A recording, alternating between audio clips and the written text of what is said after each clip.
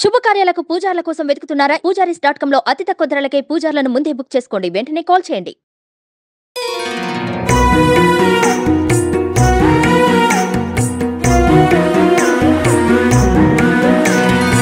జై శ్రీకృష్ణ. ఆండాల్ తిరువడిగళే శరణం. 14వ పాసురానికి వచ్చేసాం. ఈవేళ నిద్ర మేలు కొలపబడే గోపిక 9వ గోపిక.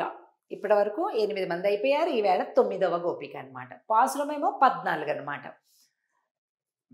ఉంగళ్ పుజైకడై తోటత్తు வாவியுள் செங்கஜுநீர் வாய் நெகிழ்ந்து ஆம்பல் வாய் கோம்பினகான் செங்கல் பொடிக்கூரை வெண்பல் தவத்தவர் தங்கள் திருக்கோயில் செங்கிடுவான் போகின்றார். எங்களை முன்னம் எஜுப்புவான் வாய் பேசும் நங்காய் எஜுந்திராய் நாணாதாய் நாவுடையாய் செங்கொடு செக்கரம் ஏந்தும் தடக்கையன் பங்கைய கண்ணானை பாடு ఏలోరింబావాయ్.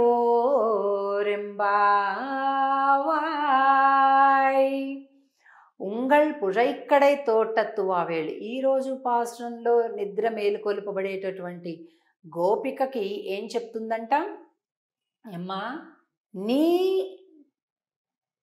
పెరటి తోటలు చూడమ్మా, ఇక్కడ ఉండేటటువంటి ఎర్ర కలువలన్నీ వికసించాయి, నల్ల కలువలన్నీ ముగిలించిపోయాయి. ఇవన్నీ అంటే మీకు ఏదో తొందర ఎక్కువైపోయి మీరే గట్టిగా పీకేసినట్టున్నారు. అక్కడేమి ఏం కాలే, ఉదయం కాలే, ఏమీ కాలేదు అని లోపలికి. అర్రర్రే, మాకు తెలుసు.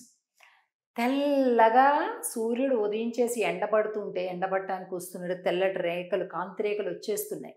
నువ్వేమో ఇంకా తెల్లవారలేదు అంటున్నావు. మాకు అర్థమైంది కారణం. రాత్రంతా కృష్ణుడు నీ దగ్గరికే వచ్చాడు. మీరిద్దరూ కలిపి మీ వెనక పెరటి తోటలో దాగుడు మూతలు ఆడుకున్నారు. మా తెలీదు అనుకుంటున్నావా? నీ కళ్ళని ఇలా వచ్చి వెనకొచ్చి మూసేశాడు కృష్ణుడు. ఎర్ర కలువలు వికసించాయి, నల్ల కలువలు ముకుళించాయి అనేటటువంటి అర్థాన్ని చెప్తుంది ఈరోజు పాసురం. ఇదిగోండి, ఎంత చక్కటి బొమ్మ ఇచ్చారు ఈరోజు. ఈ గోపిక ఇంటి వెనక పెరటి తోట ఇది.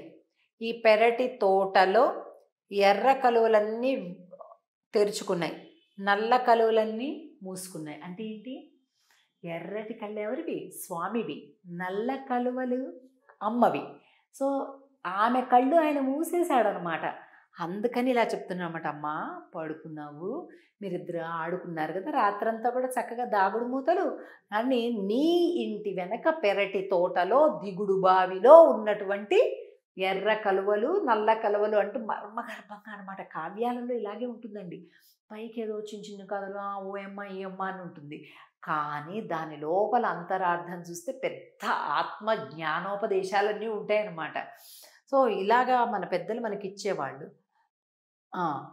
ఈ పాశ్రంలో ఇంకా ఏం చెప్తుందంటే, ఎర్ర కలువలు, నల్ల కలువలు అంటూ శాస్త్రం, వేద ప్రమాణాన్ని గురించి చెప్తూ, செங்கஜு நீர் வாய் நெகிழ்ந்தாம்பல்வாய் கும்பினக செங்கல் பொடி கூரை வெண்பல் தவத்தவர் தங்கள் திருக்கோயில் సెంగిడువాన్ పోగిండ్రార్. తెల్లటి పలువరస కలిగినటువంటి బ్రాహ్మణోత్తములు, యతివరేణ్యులు, అంటే సన్యాసులు, సాధువులు అందరూ కూడా ఈ తాళం పట్టుకొని వెళ్తున్నారయ్యా. అంగో తాళం చెవులు కూడా చక్కగా కనిపిస్తున్న బొమ్మలు. ఎంత చక్కటి చిత్రాలంటే ఆ పాశ్రంలో ఉండే ప్రతి పదానికి సంబంధించినటువంటి ఆ దృశ్యం అంతా కూడా మనకి ఇక్కడ కనిపిస్తుంది. ఇగోండి, తాళం చేతులు పట్టుకొని, అంటే తాళం చేతులు ఏం చేస్తుందండి? ఓపెన్ చేస్తుంది. ఇలా ఇలా ఒకసారి పెట్టామనుకోండి, ఏమిటండి ఈ ముద్ర? ముద్రాశాస్త్రం ప్రకారం ఇలా పట్టుకుంటాం. ఈ మూడేళ్ళు తెరిస్తే ఉపదేశముద్ర, జ్ఞానముద్ర, గురువులు మనకిచ్చేటటువంటిది ఇది. ఇది మామూలుగా ఏం చెప్తారంటే ఇది తమో గుణం, ఇది రజోగుణం, ఇది సత్వగుణం. అన్నిటికంటే తక్కువ ఉంటుంది సత్వగుణం, ఇది తమో గుణం.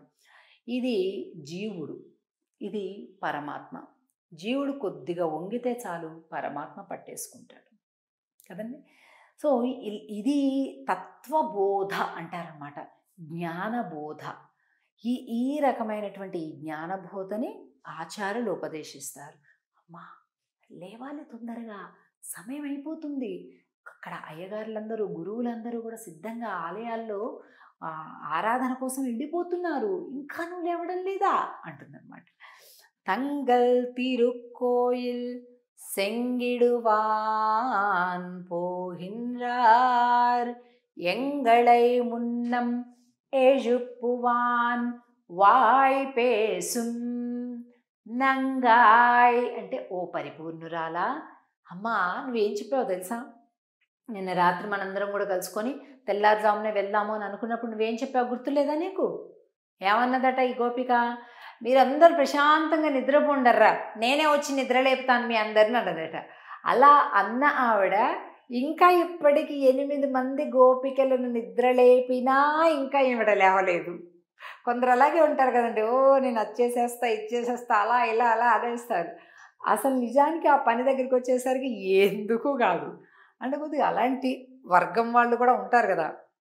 ఈ గోపిక బహుశా అలాంటి వర్గానికి చెంది ఉండొచ్చు. అమ్మ లేమ్మ లేమ్మ లేమ్మ దాదా మమ్మల్ని అందరినీ నువ్వే అని, నిన్నే నమ్ముకొని మేము లేవకుండా పడుకుంటే ఇంతే సంగతులు అని లోపల అర్థం అన్నమాట. నంగాయ్ అంటే మన నొచ్చుకోకుండా ఉండాలి కదండి. మనం ఏ మాట మాట్లాడినా ఎదుటి వాళ్ళు నొచ్చుకోకుండా చూసుకోవాలి. అందుకే నంగాయ్ పరిపూర్ణురాలవమ్మ నువ్వు. అసలు మేమంటే ఈ వ్రతాలు చెయ్యాలి, పూజలు చెయ్యాలి, అది ప్రార్థనలు చేయాలి, వెళ్ళాలి, చల్లగా చీకటి ఉండగానే లేవాలి, స్నానం చేయాలి, ఇవన్నీ నీకు అసలు అవేం అక్కర్లేదా? నువ్వెక్కడుంటే ఆయనే వచ్చి నీతో ఆటలు ఆడతాడు, పాటలు పాడతాడు కదా. ఎంత గొప్పదానివి తల్లి నువ్వు అంటున్నారు మళ్ళీ. నంగాయ్ ఓ పరిపూర్ణురాలా, ఏజుందిరాయ్ మేలుకుమ్మ, నానాదాయ్ నా ఉడయాయ్. ఏడో తెలుసా దీని అర్థం? సిగ్గులేని దానా అని అర్థం. ఏమిటంటే అంత మాట అనేసారు వీళ్ళు అనుకుంటారా? సిగ్గు ఎప్పుడు ఉండదు అంటే ఎప్పుడు ఉండకూడదు అంటే భగవన్నామ సంకీర్తనం చేసేటప్పుడు అన్నీ వదిలిపెట్టేయాలండి. చాలామంది చూడండి నామం చెప్పండి అమ్మండి, చెప్పుకుంటారు లోపల చెప్పుకుంటారు, లోపల చెప్పుకుంటారు.